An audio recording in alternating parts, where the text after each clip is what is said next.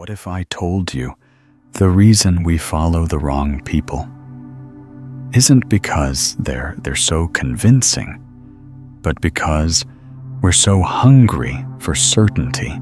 You see someone walk into a room with straight shoulders, a polished smile, and the kind of confidence that doesn't blink when questioned, and something inside you exhales. Relief, maybe. A flicker of safety. Like finally someone knows what they're doing. But deep down, don't you sometimes wonder, not about them, but about us? Because it's not just that narcissists become leaders. It's that we keep putting them there. There's an old thought experiment. Imagine being lost in a forest with 10 strangers. The air's heavy, no signal, sun dropping fast. 2 people step up. One says, "I might know the way, but it's complicated. There are risks, and we should probably discuss them." The other points down a path and says, "Follow me. I know where I'm going." Who do you follow? Most people, even knowing the risks, choose the second. Not because he's right, but because he's sure. That's how it starts, isn't it? Not with deception, but with our own desire to not feel lost. There's something profoundly human, achingly human, about our need for clarity. In a world of gray, we want black and white.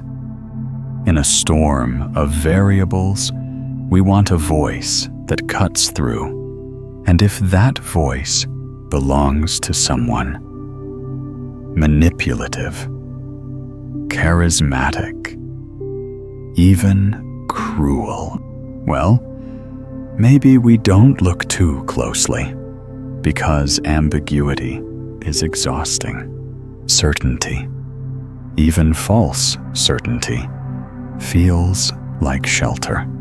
But here's the haunting part. What if the very traits that should disqualify a person from leading overconfidence, arrogance, emotional detachment are the very traits we mistake for competence? Studies show it again and again. People conflate confidence with ability. Not because they're foolish, but because our brains evolved to favor immediacy over complexity. We look at expressions, posture, vocal tone, not track records, not nuance, not truth. In the wild that probably saved us, a decisive leader could mean the difference between survival and chaos. But we don't live in the wild anymore. We live in boardrooms and ballot boxes and comment sections, and still, we're drawn to those who look like they know, not those who know. I'm not trying to blame anyone. Honestly, I get it. I've done it too. There was a man I once followed, eloquent, persuasive, had that way of making you feel seen, even when he was really only looking at himself. I knew better. I did. But in a season of confusion, his certainty felt like a lighthouse. It wasn't until much later that I realized it was just another shipwreck in the making. Why do we fall for it? Because we want to believe that someone, somewhere, has it figured out. Because we've been taught to equate leadership with charisma, not character. because we mistake projection for presence, and because sometimes we're tired of thinking. Cognitive ease, they call it.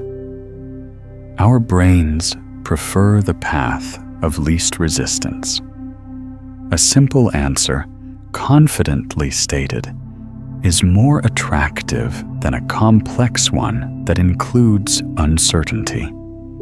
We want to feel safe, and leaders who seem sure, especially in chaos, make us feel safe, even when they're wrong, especially when they're wrong. Machiavelli knew this. That's the thing. He wasn't cynical for the sake of it. He was observant. He saw what people responded to. Men judge by what they see, he wrote. Few know who you really are.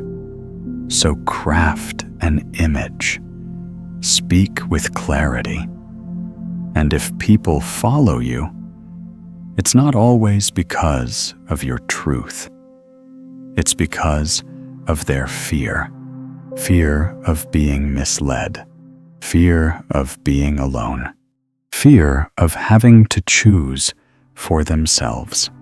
And maybe the most dangerous part of all the desire to be led.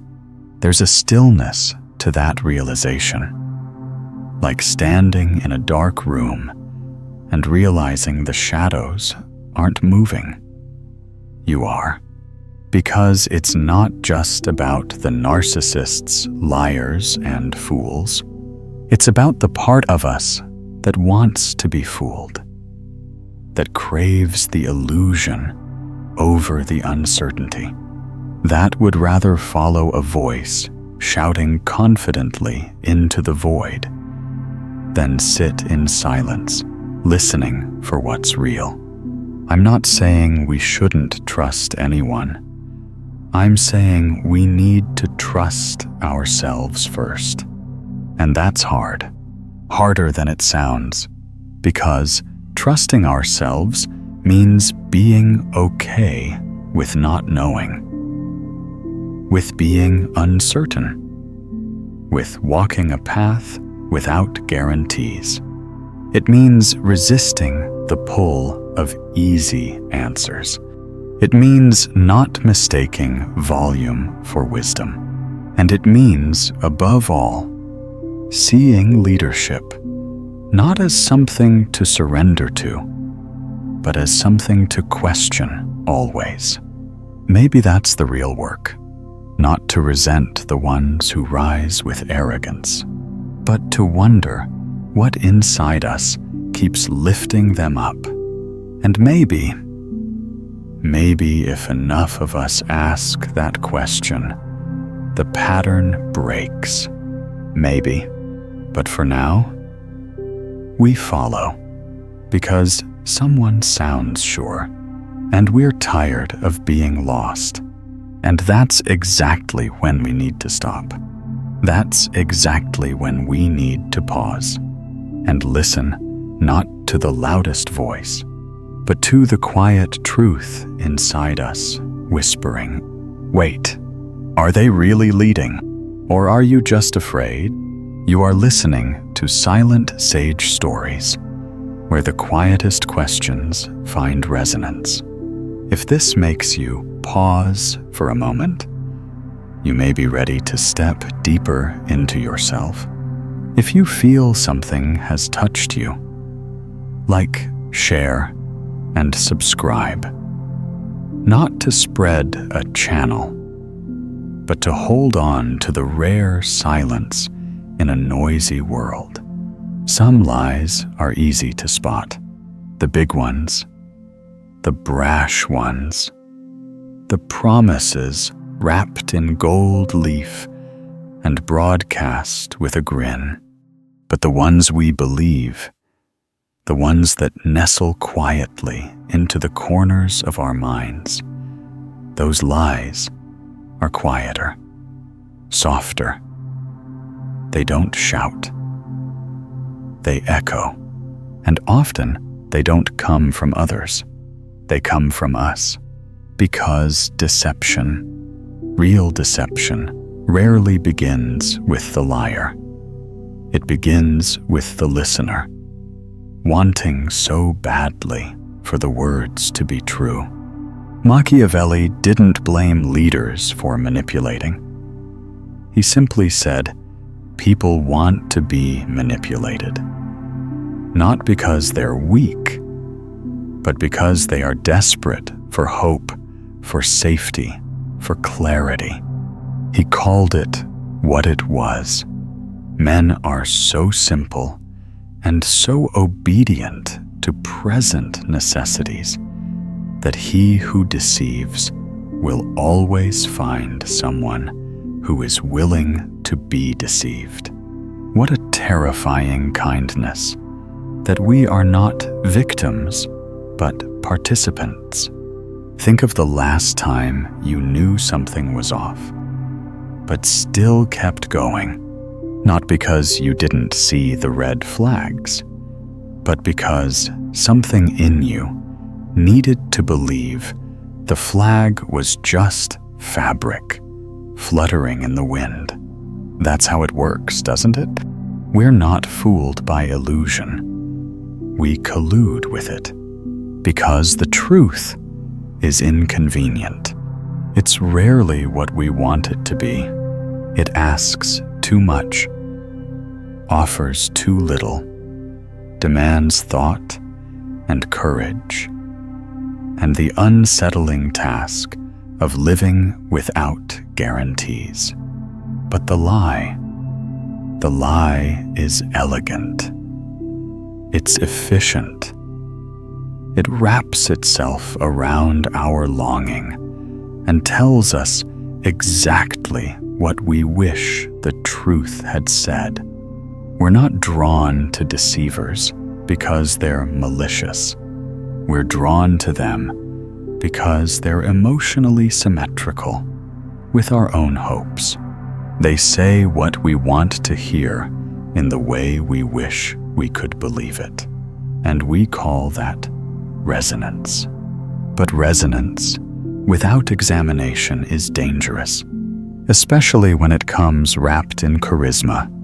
There's something hypnotic about someone who speaks with conviction, who never hesitates, who looks you in the eye and says, I know, even when they don't, especially when they don't.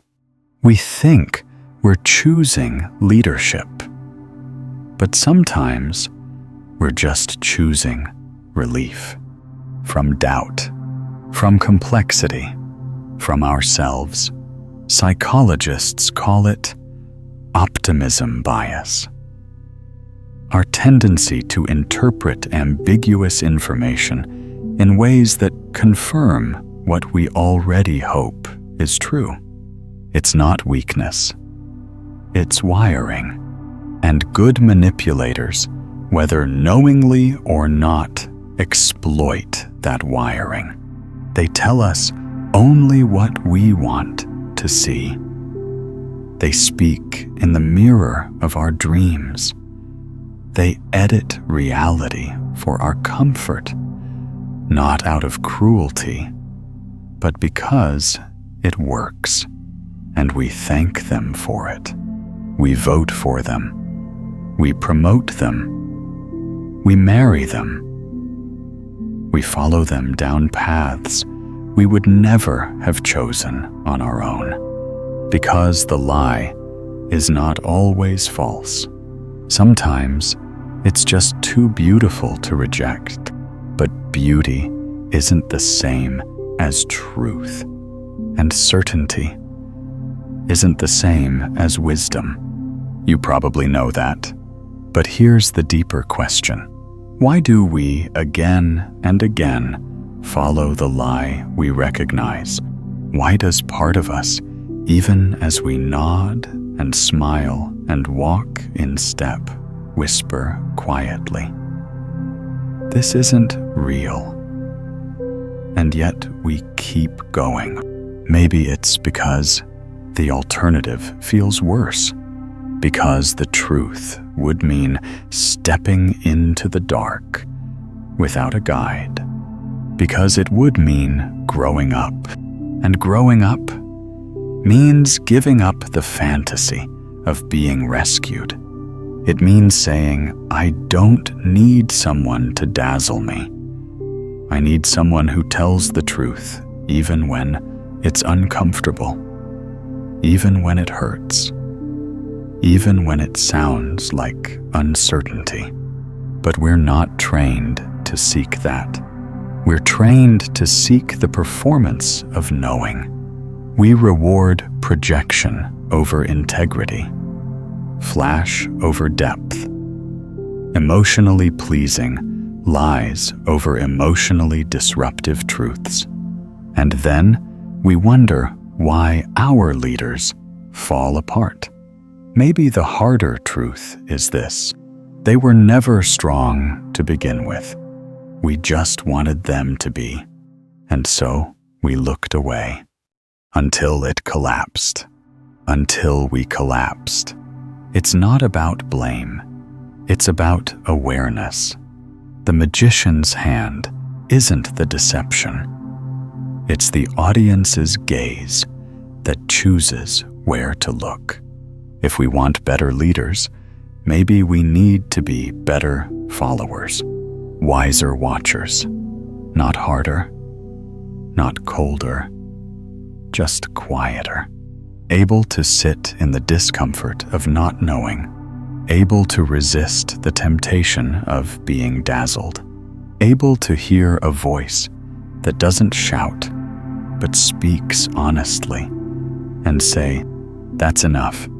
Not perfect, not polished, but real. That's who I'll follow, even if the path is slower, even if the truth is harder, even if I walk it mostly alone. There's a moment, quiet and strange, when someone says something that feels obviously false, and yet you nod.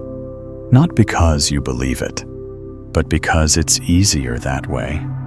We don't always seek truth. Sometimes we just want peace.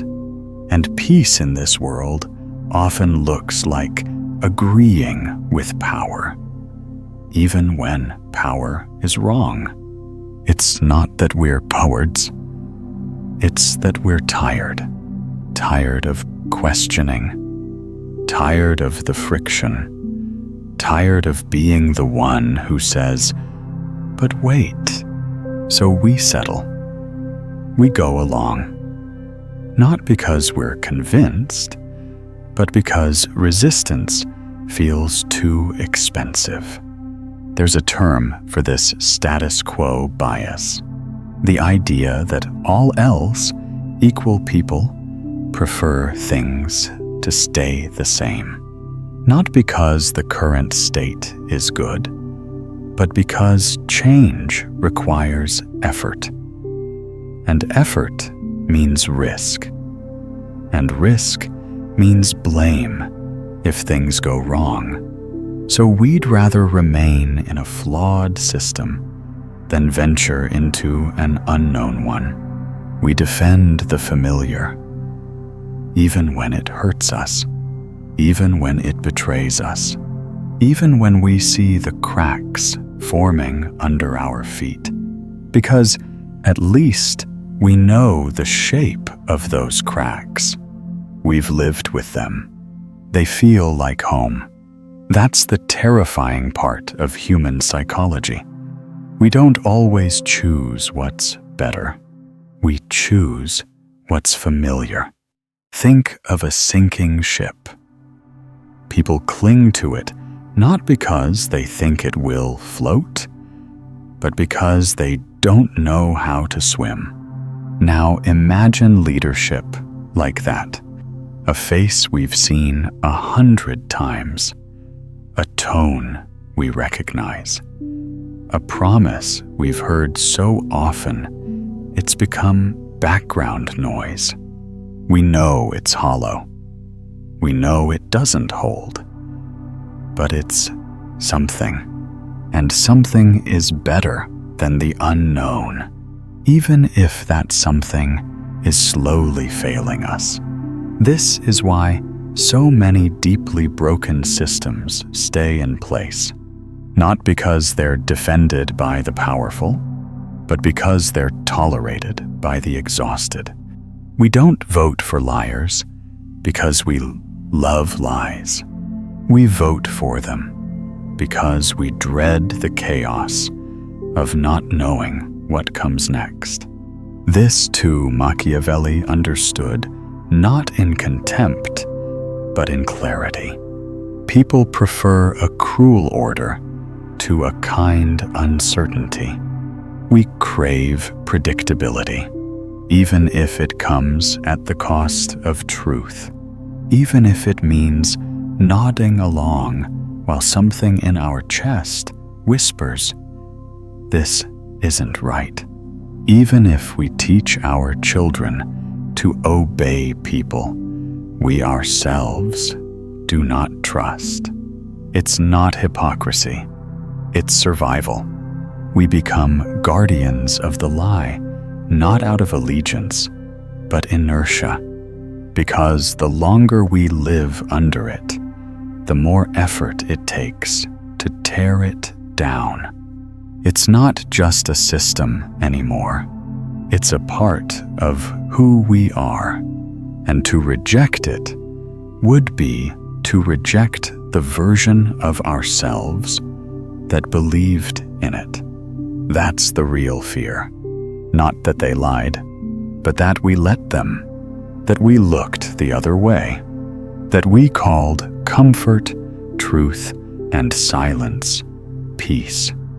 But silence is not peace, and comfort is not truth.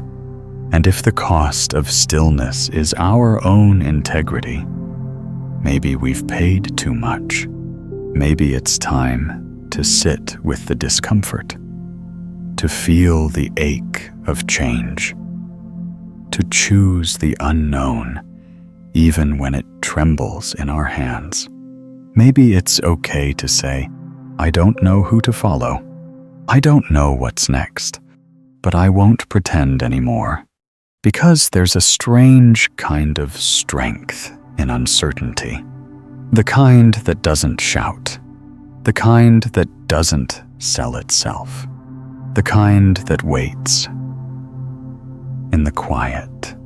And maybe that's what real leadership should feel like. Not a rush of certainty, but a space to breathe. You're listening to Silent Sage Stories, where stillness speaks louder than certainty. If this reflection touched something real inside you, like share and subscribe, not to follow us, but to stay close to your own questions. There's something odd, almost tragic, about how we treat kindness.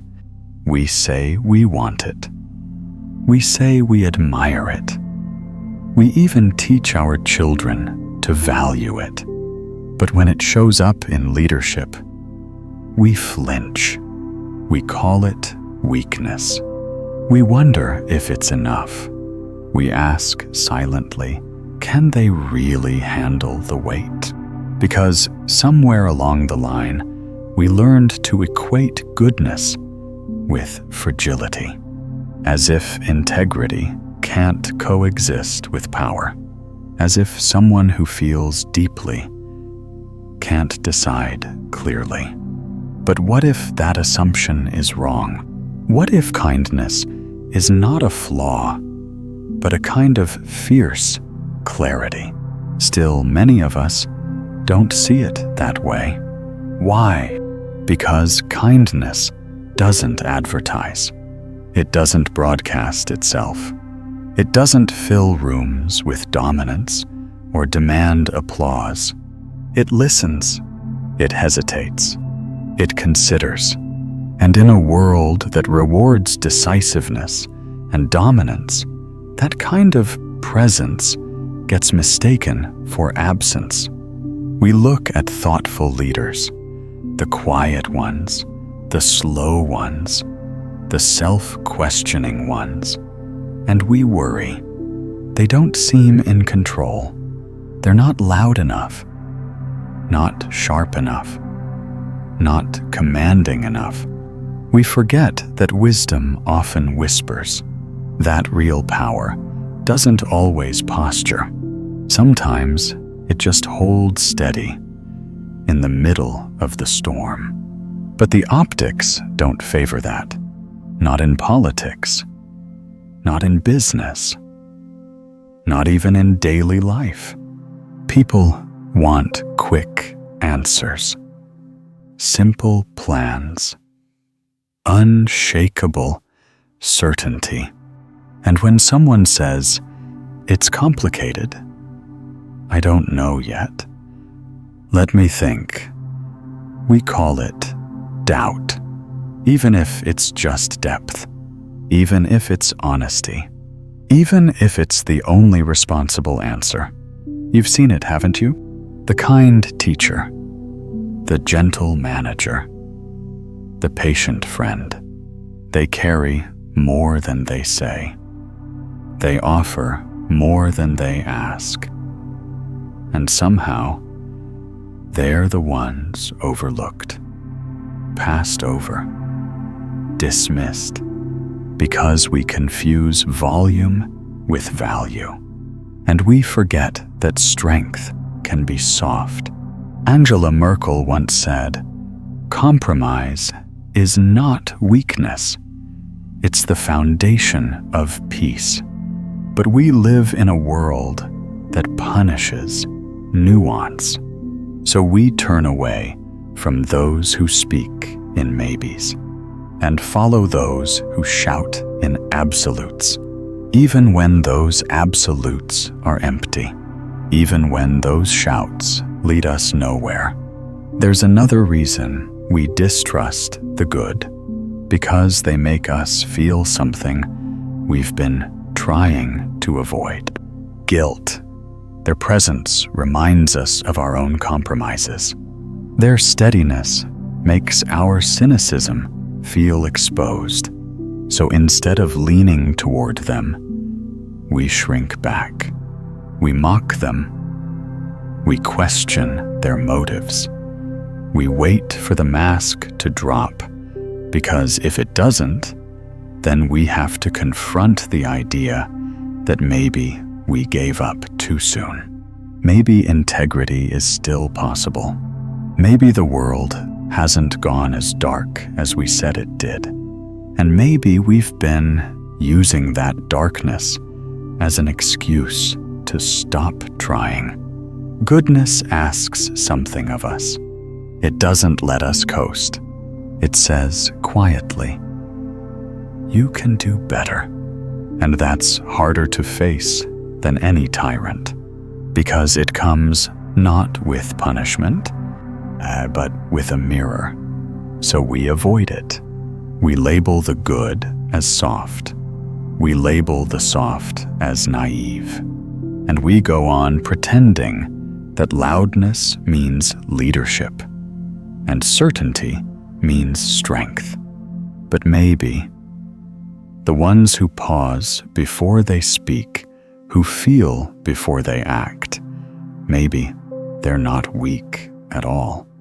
Maybe they're just carrying the kind of responsibility we've forgotten how to hold, the weight of being human, fully, painfully, beautifully human. We say we want better leaders, smarter, kinder, braver, more just. But what if we've been asking the wrong question? What if the real transformation doesn't start with the crown, but with the crowd? Not who should lead, but who are we that they lead us this way? Because leaders don't rise in a vacuum. They rise on the scaffolding of our attention, our fears, our desires, our projections.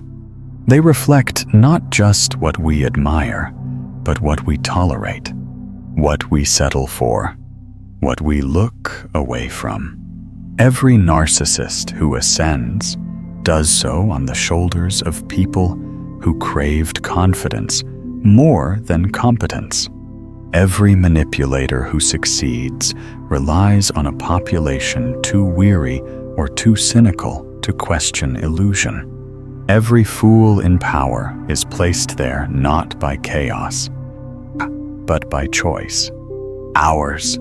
That's the part we don't like to hear, because it's easier to blame the system, to scoff at politics, to ridicule the latest figurehead who proves yet again how far we've fallen. But if they are symptom, what's the root? What if the problem isn't just in the palace, but in the mirror? What if we've been choosing safety over courage, charisma over character, simplicity over truth? And what if the first step toward better leadership isn't electing someone else, but becoming someone else? The kind of person who doesn't need to be dazzled, who isn't seduced by dominance, who can sit in uncertainty and still hold vision, who asks harder questions even when no one's listening. The kind of follower who demands more, not with noise, but with discernment. That's how change happens, not from the top down, but from the quiet recalibrations of people who no longer want to be governed by illusion. You don't have to start a movement. You don't have to shout. Just stop applauding the wrong things. Stop confusing confidence with clarity. Stop outsourcing your sense of direction to people who only ever offer performance. Start asking, who am I becoming? By who I follow. Because every time you nod at a lie, you give it power. Every time you excuse cruelty for competence, you say yes to a world where the loudest wins. But every time you pause, every time you choose silence over spectacle, every time you look past the polish, past the pitch, past the posture, you reclaim something, your judgment, your vision, your authority. And that, more than any leader, will shape what comes next. Because if we want the world to choose better, maybe we start by choosing better too. Not louder, not brighter, but truer. This is Silent Sage Stories, where power begins not with who leads, but with who listens. If this closing reflection stayed with you, like, share, and subscribe, not to follow us, but to walk more slowly through the world, eyes open, spirit intact.